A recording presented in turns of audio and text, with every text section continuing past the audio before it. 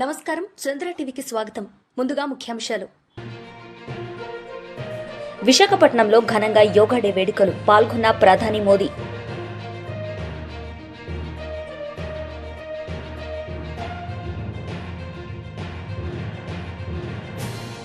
మాజీ మంత్రి సజ్జల రామకృష్ణారెడ్డి మీడియా సమావేశం, పలు అంశాలపై వివరణ. సీఎం చంద్రబాబు నాయుడు మీడియా సమావేశం నిర్వహించారు. ఈ సందర్భంగా ఆయన మాట్లాడారు. ఖర్చు పెట్టాలి, మళ్ళీ ఆ డబ్బులుంటే వెల్ఫేర్ ఖర్చు పెట్టచ్చు, ఎంపవర్మెంట్ ఖర్చు పెట్టచ్చు. So many ways we can do it. So దీన్ని ఇంకా పెద్ద ఎత్తున ప్రమోట్ చేస్తాం. ఇప్పుడు మీరు చూస్తే Bill Gates foundation, government of Andhra Pradesh work చేస్తున్న digital health records through AI. Bill Gates Foundation is willing to come, technology, knowledge, రెండు తీసుకొస్తారు. Preventive health, real time monitoring, curative, cost effective health ఏ విధంగా చేయాలని వర్కౌట్ చేస్తున్నారు. దానికి yoga, naturopathy is a game changer. నేను అదే పిఎం గారు మీటింగ్లో చెప్పాను. Yoga, then naturopathy, then Ayurveda. ఇవన్నీ మనకు వారసత్వ సంపద.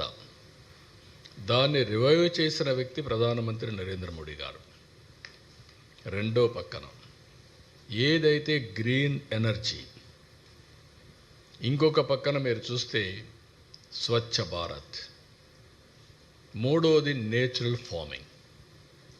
ఈ మూడు కూడా చూస్తే నేచర్ని ఏ విధంగా ప్రొటెక్ట్ చేయొచ్చునో, తద్వారా మనుషులకి ఏ విధంగా బెనిఫిట్ వస్తుందో కూడా ఎస్టాబ్లిష్ చేశారు. ఈ 6 లాజికల్గా తీసుకపోతే మనం ఊహించినటువంటి ఫలితాలు వస్తాయి. ఈరోజు వారి స్పీచ్లో కూడా మీరు వింటే భూమికి హెల్త్కి ఉండే సంబంధం, 1 ఎర్త్ 1 హెల్త్. రెండోది నేచర్ని, ప్లానెట్ని కూడా మనం ప్రొటెక్ట్ చేసుకోవడం.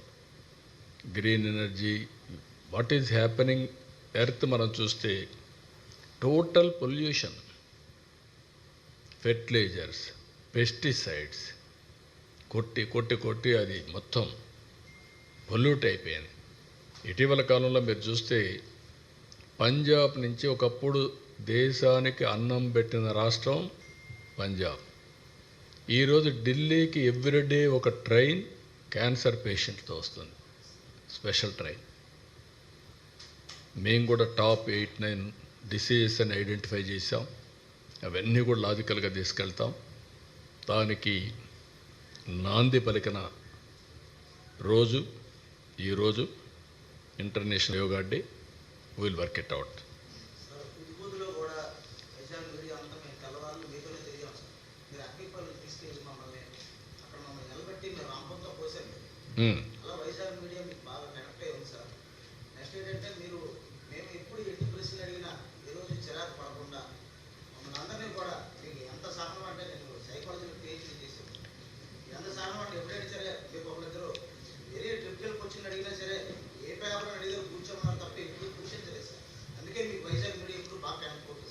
మీరు వైజాగే కాదు, రాష్ట్రం అంతా. కానీ వైజాగ్ మీడియాలో ఉండేదంటే మీరు ప్రజలు పాజిటివ్ కాబట్టి మీరు కూడా పాజిటివ్గా ఉన్నారు. కొన్ని దిక్కల ప్రజల్లో ఓసారి నేను ఎప్పుడు చెప్తాను, విశాఖపట్నం అనేది పబ్లిక్ అనేవాళ్ళకి ఉండేవాళ్ళంతా కూడా పాజిటివ్ థింకింగ్, కామ్గా ప్రశాంతంగా ఉండాలని కోరుకుంటారు. Integrity is very high. నేను సమైక్య ఆంధ్రప్రదేశ్లో ముఖ్యమంత్రిగా ఉంటే నాకు 4-5 డిస్కామ్లు ఉండేవి. విశాఖపట్నం, అప్పట్లో విజయవాడ, తిరుపతి, వరంగల్, హైదరాబాద్, ఇలాంటివి 4-5 ఉండేటివి. అప్పుడు చూస్తే ఎక్కడ థెఫ్ట్ తక్కువ ఉందంటే విశాఖపట్నం. Very interesting. అది ఫ్రమ్ ది బిగినింగ్ ఎందుకో కానీ వారసత్వంగా ఎక్కువండే ప్రజానీకానికి అది వచ్చింది. అది కంటిన్యూ అయింది, ఇప్పుడు కంటిన్యూ చేస్తున్నారు. మీరు చెప్పినట్టు నేను అన్ని దిక్కల్లా నేను హెల్ప్ చేసినప్పటికీ, నేను సమానంగా కార్యక్రమాలు చేసినప్పటికీ ఎక్కువ ఆదరించేవాళ్ళు, ఎక్కువ టేక్ అవేస్ తీసుకునేవాళ్ళు ఇక్కడ ఉంటారు. That is a great experiment.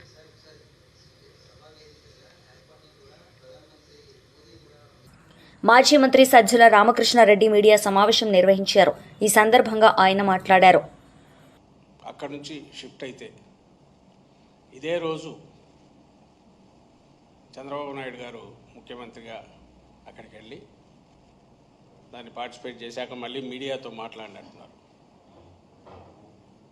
ఆయన యోగా ఏం ప్రాక్టీస్ చేస్తున్నారో, జనరల్గా రోజు ప్రాణాయామం కానీ యోగాసనాలు కానీ వేసి ఇచ్చేస్తే వారి మాట తీరులోనే ఒక ప్రశాంతత, ఓ స్థితప్రజ్ఞత ఉంటాయి, ఓ పరిపక్వత ఉంటుంది. వాళ్ళని చూడగానే ఒక ఆరా కనిపిస్తుంది వెనక. ఈయనలో అది కనపడట్లా. అక్కడ కూర్చోవడంలో అక్కడ ఏ రకంగా కూర్చున్నాడో తెలియదు, కానీ ఇక్కడికి వచ్చిన తర్వాత చూస్తే ఇమ్మీడియట్ మొహంలో ఒక రకమైన అక్రూరత్వం, ఆ కుటిలత్వం, దబాయింపు, బుకాయింపు సేమ్ నారా చంద్రబాబు నాయుడు గారు. ఈ రాష్ట్రం మీద ఒకప్పుడు ఉమ్మడి ఆంధ్రప్రదేశ్ మీద ఎట్లో ఇప్పుడు ఈ రాష్ట్రం మీద, ఆ రాష్ట్రం తెలంగాణ మీద కూడా ఉందని ఆయనకైనా అనుకుంటారు. బహుశా ప్రజల నుంచి వచ్చి ప్రజానాయకుడిగా ఎన్నుకోబడిన నాయకుడు కాదు కాబట్టి అప్పటికే మామగారు పెట్టిన ఒక పెద్ద కోటను స్వాధీనం చేసుకుని అక్కడి నుంచి తెలుగుదేశం పార్టీ అనే కోటను దానిని పూర్తిగా తనకు పట్టులేకి తెచ్చుకొని మ్యానిపులేషను, అలాగే సిస్టమ్ మ్యానిపులేషన్తో పాటు మీడియానే సర్వస్వంగా భావించి ఒక వర్చువల్ ఇమేజ్ ఏదైతే క్రియేట్ చేస్తానని అనుకుంటాడో దీని ద్వారా ప్రజల మైండ్స్ను కంట్రోల్ చేయొచ్చు అనుకునే ఒక హిప్నాటిస్ట్ తరహాలోనే ఆయన బిహేవ్ చేస్తాడు.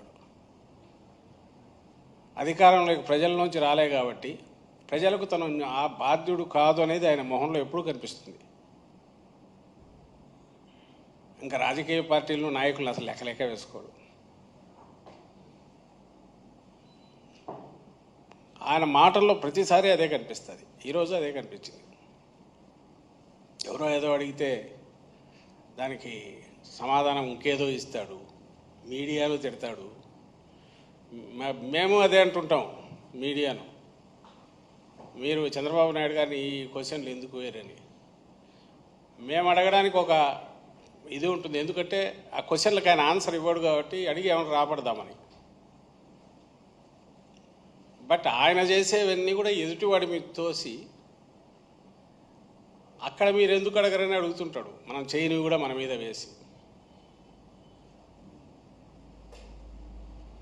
ఈరోజు ఎవరో ఇంటర్నేషనల్ యోగా డే సందర్భంగా ఇంత వేస్ట్ చేసే బదులు అదేది రిషికొండ లాంటిది ఒకటి కట్టించవచ్చు కదా అని ఎవరో అంటున్నారని ఇంకెవరో అడిగారు. ఎవరు అంటున్నారో తెలియదు. సో అడిగిన వాళ్ళు దేనికి అడిగారో ఈయన దాన్ని నేను ఒక పెద్ద క్లాస్ బీకేసి అప్పుడే దాని మీద మాట్లాడాను.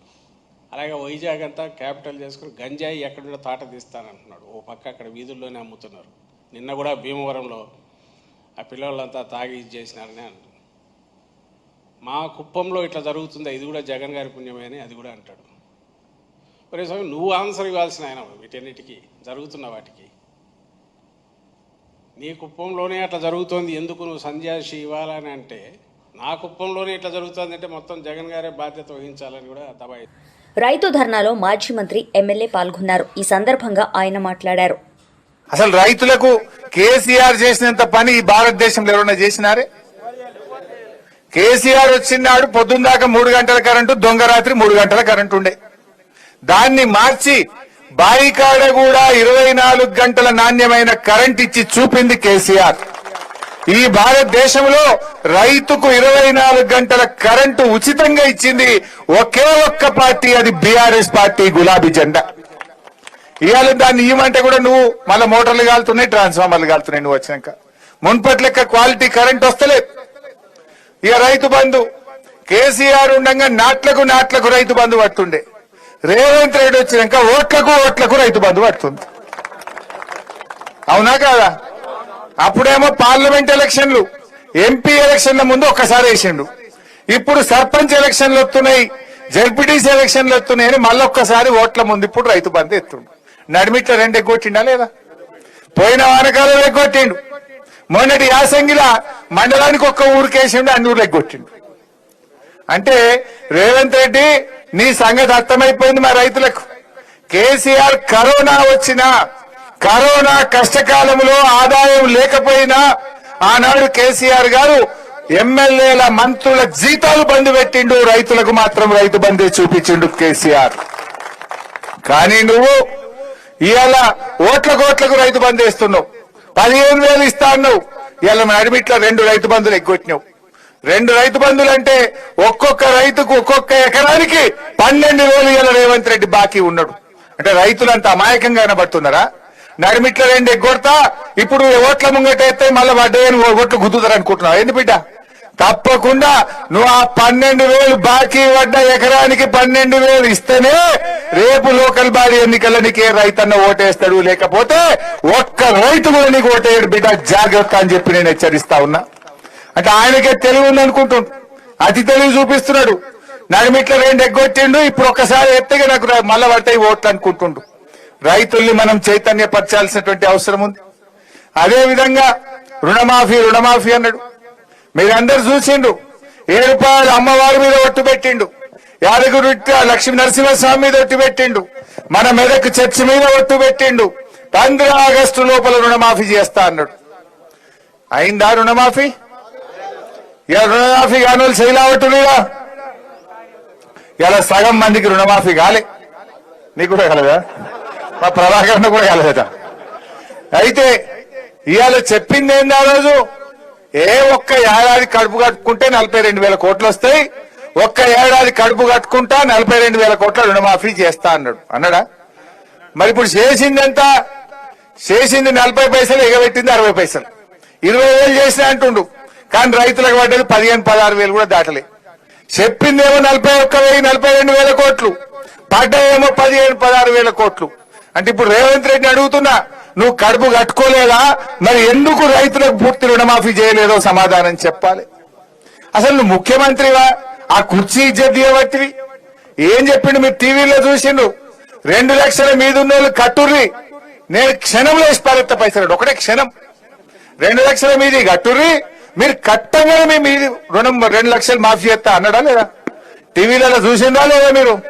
పాపం ఆయన మాట నమ్మి, ముఖ్యమంత్రి కదా అని నమ్మి 3 రూపాయల మిత్తికి తెచ్చి బ్యాంకులో 2 లక్షల మీద ఉన్న అప్పు కడితే ఇటు మిత్తి మీద పడ్డది, కొత్త అప్పు మీద పడ్డది, పాత అప్పు మాఫీ కాలే. ఇవాళ చాలా మంది రైతులు లబో దిబో అంటున్నటువంటి పరిస్థితి. 2 లక్షల లోపు కాలే చాలా మందికి, 2 లక్షల మీద వాళ్ళకైతే అసలే కాలే. అంటే రుణమాఫీ అని రైతుల్ని నిండా ముంచింది ఇవాళ కాంగ్రెస్ పార్టీ. రుణమాఫీ చేయకపోతివి, రైతు బంధు వేయకపోతివి, రైతు బీమా అది కూడా బంద్ పెట్టిండు. ఇప్పుడు కేసీఆర్ ఉండగా ఓ భరోసా ఇచ్చిండు. ఏ రైతన్న దురదృష్టం వల్ల, అదృష్టం బాగలేక, ఏ కారణం చేత చనిపోయినా దినవారాలు కూడా జరగక ముందే 5 లక్షల రూపాయలు ఆ తల్లి అకౌంట్ లో వేసి ఆ కుటుంబానికి అండగా నిలబడ్డాడు కేసీఆర్. ఇవాళ రేవంత్ రెడ్డి వచ్చి ఇప్పుడు 6 నెలలకేది రైతు బీమా పైసలు ఎల్ఐసి గట్టలే ఇవాళ వేలాది మంది రైతులకు. 11వ ఇంటర్నేషనల్ డే ఆఫ్ యోగా వేడుకలు విశాఖపట్నంలో ఘనంగా జరిగాయి. ఈ వేడుకల్లో ప్రధాని మోదీ పాల్గొని మాట్లాడారు. देश हमारे इस प्रस्ताव के साथ खड़े हुए आज की दुनिया में ऐसी एकजुटता, ऐसा समर्थन सामान्य घटना नहीं है। ये सिर्फ एक प्रस्ताव का समर्थन भर नहीं था, ये मानवता के भले के लिए दुनिया का सामूहिक प्रयास था। आज 11 साल बाद हम देख रहे हैं कि योग दुनिया भर में करोड़ों लोगों की जीवन शैली का हिस्सा बन चुका है। मुझे गर्व होता है जब मैं देखता हूं कि हमारे दिव्यांग साथी ब्रेल में योग शास्त्र पढ़ते हैं। वैज्ञानिक अंतरिक्ष में योग करते हैं। गांव-गांव में युवा साथी योग ओलंपियाड में भाग लेते हैं। यहां सामने देखिए, ये नेवी के सभी जहाजों में भी अभी बहुत शानदार योगा कार्यक्रम चल रहा है। चाहे सिडनी ओपेरा हाउस की सीढ़ियां हो या एवरेस्ट की चोटी हो या फिर समंदर का विस्तार हो, हर जगह से एक ही संदेश आता है, योग सभी का है। और यहां के लोगों ने इतना अच्छा आयोजन किया है। मैं चंद्रबाबू नायडू गारू और पवन कल्याण गारू को बधाई देता हूं। आपके नेतृत्व में आंध्र प्रदेश ने योगांध्रा अभियान का एक शानदार इनिशिएटिव लिया। मैं विशेष तौर पर नारा लोकेश गारू के प्रयासों की भी विशेष प्रशंसा करना चाहता हूं। योग का सोशल सेलिब्रेशन कैसे होना चाहिए, समाज के हर वर्ग को कैसे जोड़ना चाहिए, ये उन्होंने बीते 1-1.5 महीने के इस योगांध्र अभियान में करके दिखाया। और इसके लिए भाई लोकेश अनेक अनेक बधाई के पात्र है। और मैं तो देशवासियों को भी कहूंगा कि ऐसे अवसरों को किस प्रकार से सामाजिक स्तर पर गहराई से ले जाया जा सकता है, भाई लोकेश ने जो काम किया है उसको एक नमूने के रूप में देखना चाहिए। साथियों, मुझे बताया गया है कि योगांध्र अभियान से 2 करोड़ से ज्यादा लोग जुड़े हैं। पब्लिक पार्टिसिपेशन की यही वो स्पिरिट है जो विकसित भारत का मुख्य आधार है। जब जनता खुद आगे बढ़कर किसी मुहिम को थाम लेती है, किसी लक्ष्य को ओन कर लेती है, तो उस लक्ष्य की प्राप्ति से हमें कोई रोक नहीं पाता। जनता जनार्दन की ये सदा इच्छा और आपके प्रयास यहां इस आयोजन టీడీపీ లీడర్ మీడియా సమావేశం నిర్వహించారు. ఈ సందర్భంగా ఆయన మాట్లాడారు. అన్నింటినీ కూడా ఒకటి తర్వాత ఒకటి కంప్లీట్గా నెరవేర్చుకుంటూ వస్తున్నటువంటి పరిస్థితి మనం చూస్తూ ఉన్నాం. ప్రజలందరూ కూడా చాలా ఆనందంతో సంతోషంగా హర్షాతిరేకాలను వ్యక్తం చేస్తున్న సందర్భంలో వైఎస్ఆర్సీపీ పార్టీ నాయకుడైనటువంటి జగన్మోహన్ రెడ్డి బెంగళూరు ప్యాలెస్లో కూర్చొని తల్లికి వందనం అమలు చేశారా, ఎంతమందికి చేశారు అని తన శిష్య బృందం చేత వాకపు చేసుకుని చంద్రబాబు నాయుడు గారు అందరికీ కూడా తల్లికి వందనం కార్యక్రమాన్ని దిగ్విజయంగా ఇచ్చేశారు. అంటే ఇక మనకు పుట్టగతులు ఉండవు, ఏం చేయాలి, జనంలో ఉండాలని చెప్పి జనానికి సంబంధం లేనటువంటి విషయాల్లోనూ రౌడీలు రాజ్యం ఏలుతున్న విధంగా, రౌడీలకు రక్షణ కల్పించే విధంగా, రౌడీలతో కలిసి మెలిసిపోయే విధంగా, ప్రజాస్వామ్యాన్ని కూనీ చేసే విధంగా జగన్మోహన్ రెడ్డి గత వారం రోజులుగా ఈ చర్యలను చేపట్టి తల్లికి వందనం కార్యక్రమాన్ని కానివ్వండి, ఈ మహా అపూర్వ యోగా సంగమం కార్యక్రమం కానివ్వండి, ప్రజలందరూ కూడా ఆనందంగా వీక్షిస్తున్న సందర్భాన్ని పక్కదోవన పట్టించాలనేటువంటి ఒక కపట రాజకీయ ఉద్దేశంతో అతను చేస్తున్నటువంటి ప్రజలందరూ కూడా తిప్పి కొడుతున్నారు. 151 నుంచి 11కు పడిపోయినా బుద్ధి లేదు. అటువంటి జగన్మోహన్ రెడ్డి ఒక పక్క రాష్ట్రాన్ని, ప్రజాస్వామ్యాన్ని కూనీ చేస్తూ ప్రజా వ్యతిరేక కార్యకలాపాలకు పాడుతున్నాడు. అతని శిష్యుడు మరొక పక్క అత్యంత పవిత్రమైనటువంటి తిరుమల తిరుపతి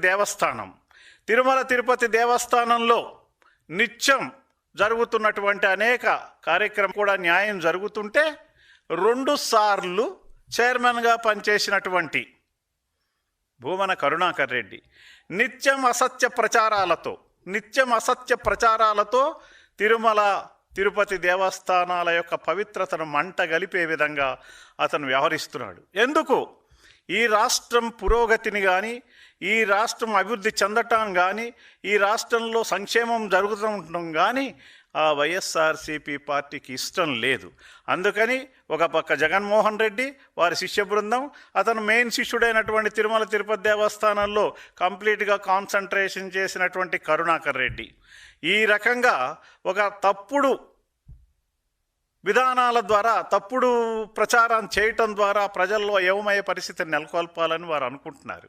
కానీ ప్రజలు తిప్పికొడుతున్నారు జగన్మోహన్ రెడ్డిని, కరుణాకర్ రెడ్డిని. ఆ విషయం వాళ్ళు గుర్తుపెట్టుకోవట్లేదు. రాబోయేటటువంటి ఏ ఎన్నికలు వచ్చినా మరి 11 పోయి ఆ ఒక్కటి కూడా మిగులుతుందో మిగలదో కూడా తెలవని పరిస్థితుల్లో వాళ్ళు పోతున్నారు. వాళ్ళకి అర్థం కావటల్లా. పథకం కింద తాళిబొట్ల కోసం తిరుమల తిరుపతి దేవస్థానంలో ఉన్న బంగారాన్ని కరిగించడానికి బొంబాయి తీసుకెళ్ళి బొంబాయిలో కరిగించిన దాంట్లో ఎంత నువ్వు కొట్టేశావు, ఎన్ని టన్నులు కొట్టేశావు, నువ్వు టన్నుల కొద్దీ బంగారం బొంబాయి తరలించావు. దాంట్లోంచి ఎంత మరుగు పేరుతో ఎంత మరుగుపరిచావు. కరుణాకర్ రెడ్డి, నిన్ను సూటిగా నేను అడుగుతున్నాను, ఇవాళ దానికి నువ్వు సమాధానం చెప్పగలవా?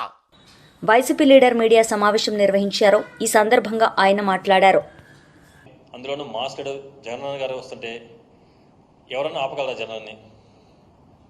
మాకు అది నోటీస్ లాగా ఇవ్వడం జరిగింది. మేము చెప్పాము, అది మేమైతే ఏ వెహికల్స్ పెట్టి మొబిలైజ్ చేయట్లేదని చెప్పాము. మా వంతు మేము ఎవరిని మొబిలైజ్ మీరు రండి, మేము వెహికల్స్ పెడతాము, మేము చూస్తున్నామని చెప్పడం జరగలేదు.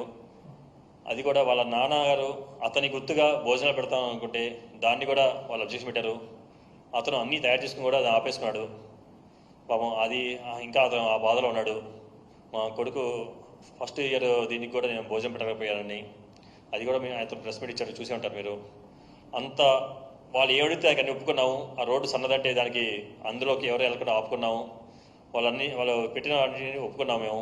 కానీ ఎంతమంది వస్తారు, వాళ్ళ ప్రతి 5 మందికి ఒక వాలంటీర్ పెట్టండి, వెహికల్స్ అలౌ చేయొద్దు, ఎక్కువ మంది రాకుండా చూడండి, ఎంతమంది వస్తారు చెప్పండి అంటే జగన్ వస్తుంటే ఇంతమంది వస్తారని చెప్పగలవా? ఒక విలేజ్ స్థాయి ఒక సర్పంచో లేకపోతే ఒక మండల స్థాయి లీడర్ వెళ్తేనే 100 మంది జనాలు వస్తారే, అలాంటిది ఒక మాజీ లీడర్ అందులోనూ జగనన్న వస్తుంటే ఎంతమంది వస్తారంటే ఎట్లా చెప్పగలం? సో వాళ్ళు పెట్టిన ఆక్షన్ చూసి ఉంటారు మీరు. ప్రతి విలేజ్కి బ్యారికేడ్స్ పెట్టారు. ప్రతి పల్నాడు జిల్లా మొత్తం ఉన్న మండల రాజు నుంచి విలేజ్ నాయకుల నుంచి పెద్ద నాయకులకు అందరికీ నోటీసులు ఇచ్చారు. ప్రతి కార్యకర్తకి వెహికల్స్ ఉన్న ప్రైవేట్ వెహికల్స్ ఉన్న ప్రతి ఒక్కరికి ఫోన్ చేసి వెహికల్స్ పెట్టద్దు, మీరు పెడితే దాన్ని సీజ్ చేస్తామని వార్నింగ్ ఇచ్చారు. ఇంతలాగా ఎలా అంటే ఒక సత్తెపల్లి నియోజకవర్గం చుట్టూనే, ఒక టౌన్ చుట్టూనే 25 బ్యారికేడ్స్ దాకా పెట్టారు జనాలు రానికుండా. అలా పెట్టినా కూడా జనాలు, మీరు వీడియోస్ చూస్తుంటారు, నడుచుకుంటూ బైకులు పొలాల్లో వేసుకొని వచ్చారు. 3-4 కిలోమీటర్ల దూరంలో బండ్లు ఆపుకొని నడుచుకుంటూ వచ్చిన ఉన్నారు చాలామంది. అది ఆ జనాన్ని చూసి వచ్చారు. దాన్ని ఎవరు ఆపలేము. నేను చెప్తే నేను రమ్మంటే రావటం, లేదా నేను వద్దంటే ఆగే జనాలు కాదు. అది అంతమంది వచ్చిన దాన్ని చూసి ఓరవలేక దాన్ని ఎట్లయినా డైవర్ట్ చేద్దామని ఇప్పుడు ఈ కొత్త మలుపులు చెప్తున్నారు. ఈ రవితేజ అతను మీరు చూసింటారు, అందరికీ ఆ కార్డు. వార్తలు ముగించే ముందు ముఖ్యాంశాలు మరోసారి. విశాఖపట్నంలో ఘనంగా యోగా డే వేడుకలు, పాల్గొన్న ప్రధాని మోదీ.